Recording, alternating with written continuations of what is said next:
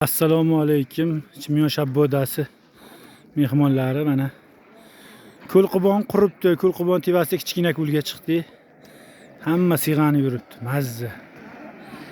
Chiqinglar. 3-yanvar bugun. Dahshat. Shvetsariya deyshadi. Menimcha Shvetsariyada bunaqa joy yo'q bo'lsa kerak. Bu tabiiy bo'lganda muzlar. Shabbodamiz mehmonlar chiqmasalaring bo'lmaydi. Shunaqa mijalaring dam oladi. Bu og'iz bilan tushuntirish qiyin-da xullas. Ming marta eshitgandan bir marta ko'rgan yaxshi deydi-ku.